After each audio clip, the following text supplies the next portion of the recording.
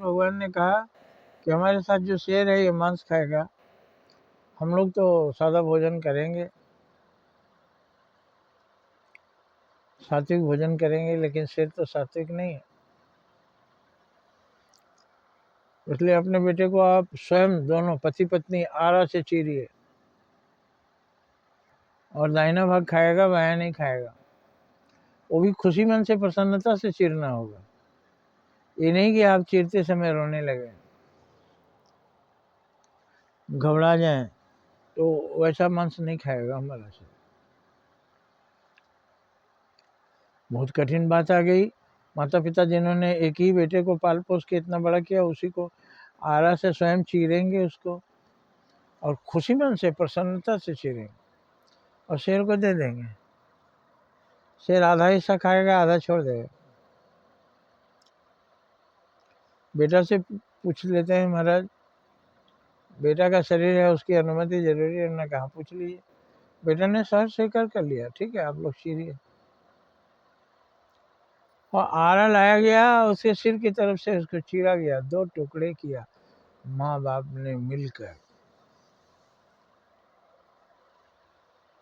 दाहिने भाग को खा गया शेर, लेकिन बाएं भाग को नहीं खाया। बायां भाग से आंसू निकले थे, तो शेर बोला कि हम मांस नहीं खा सकते, क्योंकि बायां हिस्सा रो दिया ना।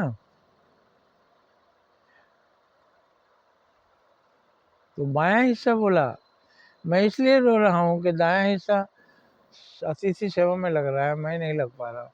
मुझे दुख के आंसू नहीं है, ये मुझे मुझे मेरी भी इच्छा है कि मुझे भी शेर खाए, लेकिन वो सौभाग्य मुझे प्राप्त नहीं हुआ। शेर खा गया। अब भोजन करने ये लोग बैठे, पति पत्नी, वो राजा और अर्जुन और श्री कृष्ण भगवान। उन्होंने कहा 5 थाली परोसिए, बेटे के लिए भी परोसिए।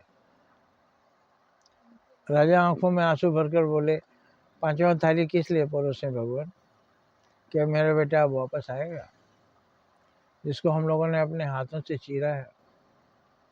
क्या आप बुलाइए तो, बेटा आओ भोजन करो। ऐसा जैसे ही राजा के मुंह से निकला, बेटा एक किनारे से आ गया, भोजन किया, मैंने जीवित कर दिया भगवान ने उसको।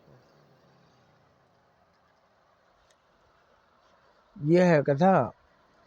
तो मांगने के लिए वरदान जब बोले, तो राजा ने कहा था भगवान श्री कृष्ण से, भगवान इतनी कठिन परीक्षा कलयुग में मत लीजिएगा, नहीं तो आपका कोई भक्त बचेगा नहीं। सब भक्त ऐसा नहीं कर सकते कि अपने हाथ से अपने बच्चे को चीरें, 2 टुकड़े करें।